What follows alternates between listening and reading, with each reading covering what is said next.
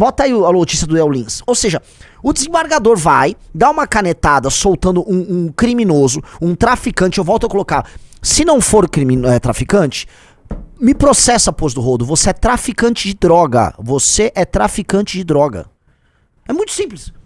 Traficante de droga. O Poço do Rodo é um traficante de droga. O Poço do Rodo, alguém tinha que passar o rodo nele. Essa é a real. O rodo tinha que ser passado no Pose. Tá? O traficante de droga foi liberado pelo desembargador Peterson com um discurso, né, pseudo-humanista, enquanto que um humorista, olha isso aqui, justiça condena comediante a 8 anos de reclusão por show de intolerâncias contra minorias. Então ele vai ter que pagar, ele foi condenado a 8 anos de prisão, né, por um show de tolerâncias, e ainda indenizar, sei lá, alguém, não sei quem, em 303 mil reais por gravação no YouTube. Por show de intolerância. Então, se você fez uma piada com gordo, se ofendeu uma mulher, se uma piada que brinca com estereótipos tá né, ofendendo a dignidade coletiva das minorias brasileiras, tu vai preso. Agora, se você faz apologia pro Comando Vermelho, divulga o Comando Vermelho, trabalha com o Comando Vermelho, você é solto. E ainda o cara ainda te chama assim, não, porque veja só, nada, vai tomar no cu esse país é tudo invertido. Só que eu não quero ficar aqui com a revolta do tiozão. Vem o ódio, a gente respira, não vamos pegar a revolta do tiozão. Tipo, olha a hipocrisia do sistema. Não, cara. Que bom que o sistema tá assim. Que bom que é assim. Porque isso vai te radicalizar. É importante que no mesmo dia, veja só a poesia nisso tudo, no mesmo dia em que esse desembargador manda soltar o Poço do Rodo, a justiça manda prender um humorista. No mesmo dia, ao mesmo tempo. É como se essas mensagens tivessem sido combinadas. É como se isso tudo fizesse parte de um discurso comum, de uma construção comum. Gente, isso aqui parece um sinal. O desembargador, né, manda esse despacho. E é muito louco, porque assim, nem todo estudante de direito, mas sempre estudante de direito. Eu gravei um vídeo ontem à noite, isso tá até indo muito bem lá no Instagram. Sim. Eu gravei um vídeo explicando, né, o absurdo da decisão do desembargador. E aí veio o famoso estudante de direito. Mas Renan, o procedimento, a algema. Vocês, estudantes de direito, né? Numa luta pra fingir que são inteligentinhos, se apegando a rigor formalista que não tem praticamente nada na justiça brasileira. Um rigor formal pra soar inteligentinho, vocês perdem completamente o senso de justiça. Completamente. Não há justiça na cabeça do operador do direito brasileiro. Há vaidade. Tanto que não há nada mais nojentamente vaidoso do que um operador do direito. Acham que são Deus. São porra nenhuma. Não à toa, todo o direito brasileiro é uma gigantesca piada. É um macarrão completamente desordenado. É um direito que não faz nada que funcione. É um direito feito pra ser bizarro. É um direito da procrastinação. É o direito da injustiça. Tá? É bizarro. É bizarro. E é muito louco ver, né, o estudante de direito lá, ou o pequeno operador de direito. Veja só, tem uma opinião aqui. Vai tomar no cu, vocês perderam completamente o senso da proporção e o senso de justiça. Tanto que não há nada mais cínico do que um advogado. Todo mundo sabe. Não há nada mais cínico do que um advogado. Porque eles vão embarcando no cinismo e a coisa vai embora. Nunca tome decisões de vida, eu falo agora pra vocês de coração, tá? Baseado em advogados. Nunca tome decisões de vida baseadas em advogados. Apenas na hora de se proteger. Agora, o advogado te traz um cinismo, tá? E o advogado te traz uma espécie de um senso de vale tudo que te tira do prumo. Te tira do prumo. E não tô falando que todo advogado é assim. Eu tô falando que o pensamento jurídico brasileiro te leva a isso. O pensamento do advogado brasileiro te leva a isso. Não à toa nós somos uma nação que mais forma advogados no mundo, né? Formamos advogados sem parar, é uma máquina formadora de advogados. E é um país que não aplica justiça. Então tem algo de muito louco nisso. Nós temos mais operadores do direito do que qualquer nação do mundo. Dito isso, nós não conseguimos aplicar o direito e a injustiça é a base da nossa sociedade. Explica muita coisa, né? A doença brasileira, portanto, ela fica escancarada nisso. E veja só, agradeça todos os dias a Amanda Vettorazzo por entrar com o projeto de lei anti-Uruan, com o PL anti-Uruan, porque tá escancarado. Tá escancarado. E é o PL anti-Uruan, e eu não consigo desassociar uma coisa da outra, porque Foi isso que tornou o sistema nacional, foi isso que motiva investigações, tá? É o PL anti-Uruan que abriu a possibilidade da gente ver essa loucura. Tá dominado, tá tudo dominado. Vocês viram, né? O movimento negro, primeira coisa, o movimento negro é apenas um aparato pró-bandidagem. Fazem um uso instrumental de temas raciais para defender bandidagem, e no fundo, ao defender bandidagem, eles estão defendendo o que é na prática o interesse político por trás de tudo isso. Teses marxistas de opressor versus oprimido, o bandido como uma espécie de agente redentor que vem das camadas mais baixas da sociedade e enfrenta um Estado que é construído para oprimir e tal. O bandido é visto como esse herói redentor. Tanto que boa parte do cinema, né, boa parte da mitologia criada ao redor do bandido no Rio de Janeiro é criado com base nisso. A construção do bandido como um herói libertador, tá? Muito dinheiro é posto nisso. Então o movimento negro é isso. Boa parte da intelectualidade brasileira é isso. Boa parte do direito brasileiro é isso. Vamos lá, institucionalmente, né? Quantas instâncias do judiciário, setores do Ministério Público não estão tomadas por esse pensamento e gente, às vezes não só pensamento, gente próxima e ligada às facções. Aqui em São Paulo a gente sabe que tem isso, todo mundo sabe. Todo mundo sabe. Todo mundo sabe que faccionado, às vezes o PCC, o comando do PCC, consegue saber se tem uma investigação em andamento. Porque vem um cara e sopra pra eles, um cara aqui e ali. Pô, até eles aprenderam a lição e botaram os caras deles pra prestar concurso e virar promotor, prestar concurso e virar procurador, prestar concurso e virar delegado. O PCC fez isso, a esquerda fez isso. A direita não vai fazer. A direita bolsonarista. A direita bolsonarista, ela quer ter like e view, porque é o mais rápido. É ali, ó. É na cara. Uai, só vou botar uma camiseta preta. Ai, se prepara que vai. Haja pano preto, hein? Uai, só. Ó o Valadão aí. Ó, que legal. Né? A gente tem que fazer o caminho contrário. Tão logo a gente monte o partido político, nós vamos botar o pé na lama. Vamos chafurdar em que sentido? Não como nossos haters imaginam. Já que o Brasil tem muita faculdade de direito, nós vamos montar uma faculdade de direito.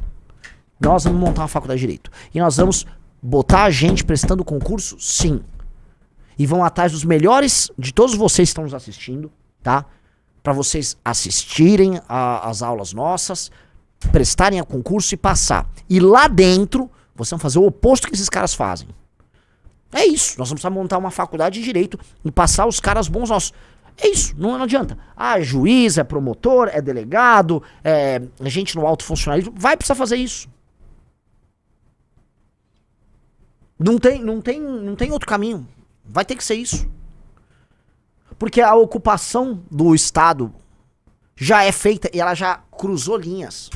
Volto a colocar, a mesma decisão ideológica que soltou o Pose, ela se reflete na decisão ideológica que quer prender o Léo Lins. É o mesmo perfil, é a mesma visão de mundo. São as mesmas cabeças. É a mesma escola de pensamento. Tá ali. Tá tudo lá. É tão óbvio que, vamos dizer, a ocupação dos espaços de poder que a esquerda fez ao longo dos últimos anos, isso traz recompensas, que é apenas nisso que eu quero começar, tá? Vocês percebem como o crescimento dentro da hierarquia do Estado representa uma vantagem comparativa tão colossal, tão monumental, que às vezes a gente é incapaz de sequer avaliar, tá? A gente não consegue avaliar. E por que a gente não consegue fazer a avaliação correta disso? Porque a gente perdeu o referencial. Então, a gente acha, por exemplo, que um juiz vai julgar de maneira justa um determinado caso, que um professor vai fazer um laudo assim, assim, assado, que um jornalista ele vai cobrir, vamos dizer, os fatos de maneira idônea. Mas você já deve ter percebido há muito tempo que isso não acontece. E que há um deslocamento entre aqueles que ocupam as posições de responsabilidade na sociedade que você vive. E eu não tô falando de políticos eleitos, tá? Tô falando de concursados e coisas do tipo. E os interesses do Estado e do povo brasileiro de maneira mais aberta. Ou seja, você percebe que você vive numa sociedade doentia quando as pessoas em posições de responsabilidade, não necessariamente eleitas, cuidam de interesses outros que não os interesses do Brasil. Naturalmente, o despacho do desembargador ali é um despacho que soa como um escárnio, cheio de opiniões políticas. Em um determinado momento do despacho, desculpa eu ter que falar do despacho, em um determinado momento do despacho, ele coloca assim, né, que ele não tem muitas informações sobre o procedimento da Polícia Civil, mas ainda assim ele já consegue vaticinar que foi errado. Que não devia estar algemado, que não deveria ter sido preso daquele jeito. Ou seja, ele tá atacando a forma, né, a exposição que o Pose do Rodo passou. E acha que isso aqui é uma coisa para, vamos dizer, inviabilizar já a operação, e mais do que isso, acha que isto é um elemento que dá ensejo a, inclusive, uma investigação com relação à atuação da Polícia Civil do Rio de Janeiro. É nesse nível. Eu tô falando de coisas desse nível, galera. E isso deveria te assustar, isso deveria te revoltar, isso deveria te radicalizar. Só que antes, né, porque assim, eu tenho que ser muito cuidadoso com as coisas que eu falo, né, Riso? Muito cuidadoso. Antes de você se radicalizar, antes de você despertar seu ódio, eu preciso que você reflita e coloque a cabeça no lugar. E estude e aprenda com seus adversários. Recentemente voltou a viralizar uma iniciativa agora parecida com o Inimigos Públicos. São agora uns bolsonaristas que vão a universidades públicas, foram na USP arrumar briga. E fazendo uma leitura histórica do Inimigos Públicos, do nosso trabalho, inclusive de crítica à ocupação da esquerda nas universidades. Realmente, são performances, né? Vai lá, critica, mostra para as pessoas a hipocrisia, ó, que é um espaço público. Foi isso que a gente fez no Inimigos Públicos, e agora tem uma galera imitando e fazendo ali. Tô nem fazendo crítica, tô falando do que estão fazendo. Pois bem, na prática, a universidade pública continua cumprindo um papel de formação de uma elite que vai ocupar posições de destaque nas esferas que influenciam a tomada de decisões no Brasil. Ou seja, mas na FEFELESH só sai drogado e maconheiro. Não, na FEFELESH vai sair historiador, professor de sociologia, professor de geografia, vai sair filósofo. Mas vai ser um monte de filósofo merda. Sim, mas vai também sair os melhores filósofos. A escola de filosofia mais importante do Brasil é a FEFELESH. Então, por mais que vai sair muita porcaria, vai sair muita coisa boa também na FEFELESH. Então, sim, os filósofos mais importantes, críticos literários, para bem ou para mal, tá? Professores de toda sorte, outros professores universitários, eles vão sair de lá. Na Faculdade de Direito da USP, na Faculdade de Direito da UNB e outras universidades, estão saindo caras que vão prestar concursos, vão virar promotores, juízes, delegados da Polícia Federal e todo tipo de, vamos dizer, agente que vai ocupar altas posições na burocracia brasileira. Tá?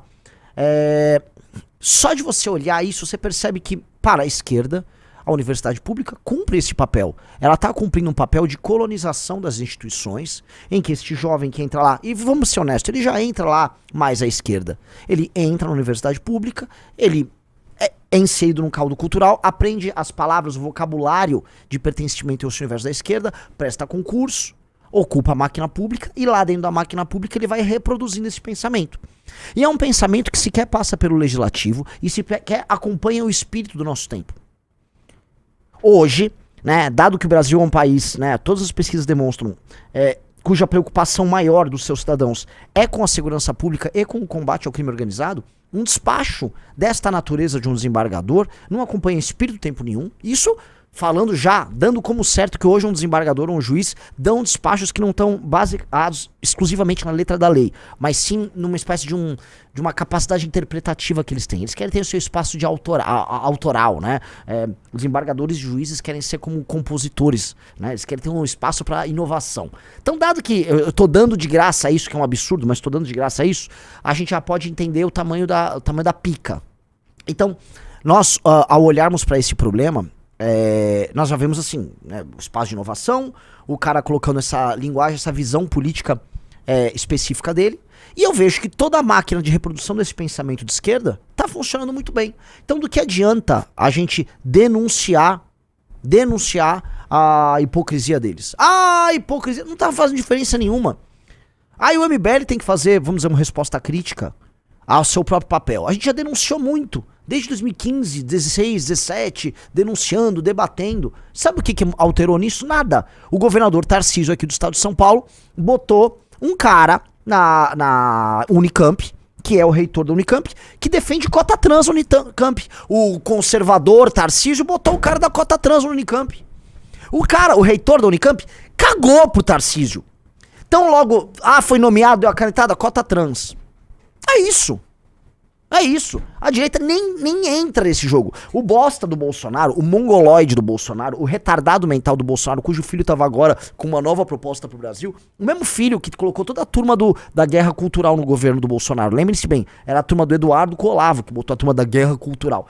O bosta do Bolsonaro não fez absolutamente nada no tocante à universidade pública. No governo dele, absolutamente nada. Nem pra alterar, nem pra botar pra fuder nos caras. Ele fez nada. Ele ficou quieto, autorizando todas as nomeações de reitor de extrema esquerda na universidade pública.